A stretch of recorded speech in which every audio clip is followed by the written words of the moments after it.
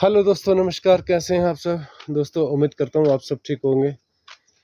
दोस्तों अभी काफ़ी लंबा गैप हुआ कि मैं कोई ब्लॉगिंग नहीं कर पाया, क्योंकि बीच में अभी मेरे अनफॉर्चुनेटली मेरे मदर इन लॉ, मेरे सास, जो कि काफ़ी कम उम्र के थे, लगभग 67-68 के आसपास थे, तो कार्डियक अटैक से सडन डेथ उनकी हुई। तो इस करके दोस्तों मैं थोड़ा उस वजह से नहीं कर पाया। बाकी तो दोस्तों ऐसा ही है, जीवन का अ, हिस्सा है, पार्ट ऑफ लाइफ है, आना जाना, मरना जीना। इसके बारे में तो हम क्या कह सकते हैं। भगवान ने जितना हमें सांसें दी है, जितना हमें वक्त दिया है, उतना हमें निकालना होता है। और उसके बाद चाहे तो दुनिया की कोई ताकत नहीं जो रोक सके। तो दुख ज़रूर होता है दोस्तों। दुख के लिए तो इंसान है, एक छोटी सी चीज़ भी गुम हो जाए तो उसका भी दुख होता है। आखिरकार इंसान तो, आप खुद सोचिए, एक ऐसी चीज़ गुम हो जाए जो आपको कभी दोबारा नहीं मिलेगी। तो दुख अपनी जगह अलग है दोस्तों, पर प्रकृति का नियम है, लॉ ऑफ नेचर है, आना जाना ये सब चला रहता है। और आज दोस्तों कल साजी थी, तो साजी बैसाखी नहीं, सौज की साजी थी। तो हम लोग क्या करते हैं कि सौज की साजी से घास काटना शुरू कर देते हैं। घास आप यूँ समझे कि जो लोग तो पहाड़ों में रहते हैं उन्हें पता है, लेकिन जो लोग बाहर के उन्हें पता नहीं। घास दोस्तों हम इसलिए काटते हैं कि स्नो बाउंड एरिया है, और हम लोग मवेशी भी पालते हैं, गाय भैंस को पालते हैं, अपने दूध के लिए पालते हैं, भेड़ बकरियाँ भी पालते हैं लोग। तो हमारा खेती बाड़ी और बागवानी का काम होता है, तो उसके लिए पशुओं का पालना भी हमें बहुत ज़रूरी रहता है। तो उसके लिए विंटर्स के लिए हम क्या करते हैं कि घास को काट के अभी सुखा के उसको स्टोर करते हैं। तो वो हमारा एक खेती बाड़ी का हिस्सा है दोस्तों, वो हम करते हैं।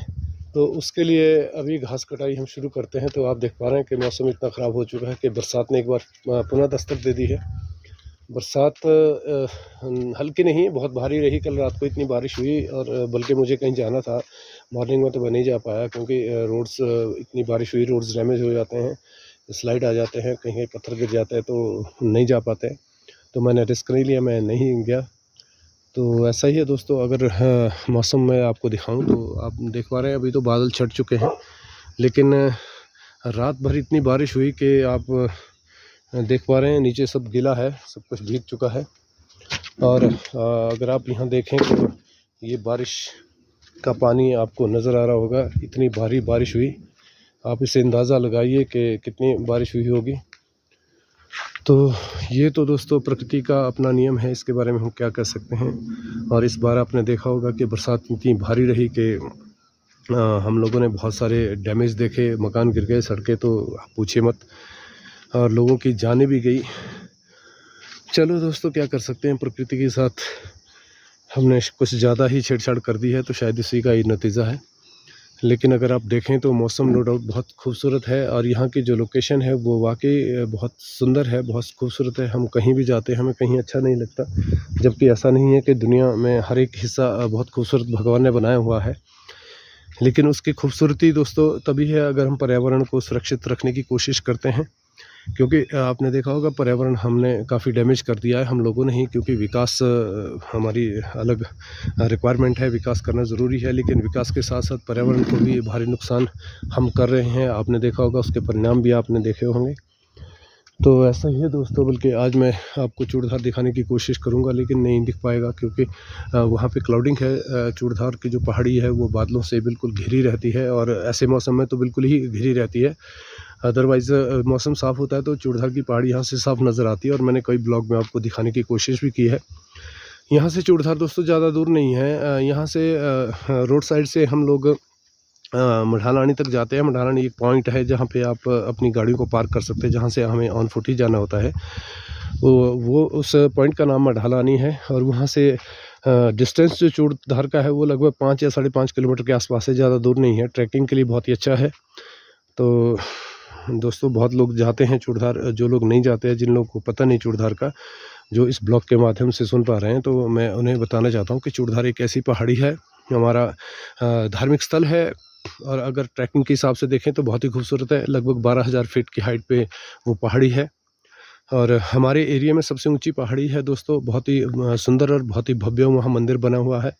और भी वहाँ सराय है हमारी चूड़धार सेवा समिति की ओर से। हम लोग वहाँ 12 महीने तो ना समझिए, क्योंकि विंटर्स में बंद हो जाता है, लंगर भी चलाते हैं। तो वहाँ रहने खाने पीने का हम लोग सेवा समिति की ओर से थोड़ा सा कोशिश करते हैं। और जो कि विंटर्स में बंद हो जाता है, क्योंकि स्नो बाउंड एरिया काफ़ी बर्फ़ पड़ जाती है, तो सर्दियों में वहाँ कोई जाता नहीं है। लेकिन जब भी आपको समय लगे आप ज़रूर चूड़धार आइए। बहुत सुंदर जगह है। जिन लोगों ने तो देखा है उन्हें तो पता है, और जो लोग नहीं आ पाए हैं, जो लोग पहली बार सुन रहे हैं, तो वो कृपया करके मैं उनसे कहूँगा कि आप एक बार ज़रूर आएँ। आप चूड़धार शिमला से भी आ सकते हैं, सोलन होके भी आ सकते हैं। पुलवाहल सोलन है, शिमला से आप पुलवाहल आइए। पुलवाहल से लगभग 15 किलोमीटर का जो हमारा कच्चा रोड है वो मढ़ालानी तक जाता है, और वहाँ मढ़ालानी से तो अनफिट ही हमें हमें जाना होता है।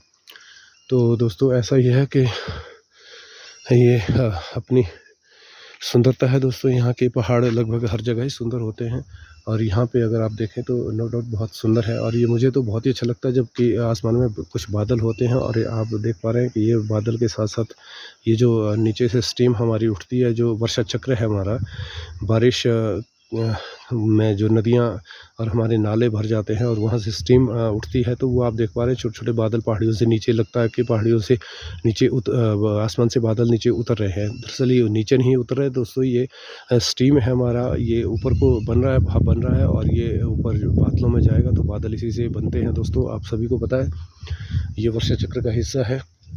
तो ऐसा ही है दोस्तों, और आप सभी से निवेदन करूँगा कि मेरे ब्लॉग को शेयर करें, सब्सक्राइब करें और सभी लोगों के बीच पहुँचाएँ। दोस्तों ऐसी है गाँव की ज़िंदगी, और अपने आप में अनूठी, अपने आप में डिफरेंट है। तो आज के लिए बस इतना ही, और मुझे अब जाना है। तो थैंक यू, धन्यवाद। आपका दिन मंगलमय रहे। आप सभी से निवेदन है, ब्लॉग को शेयर करें, सब्सक्राइब करें। Thank you.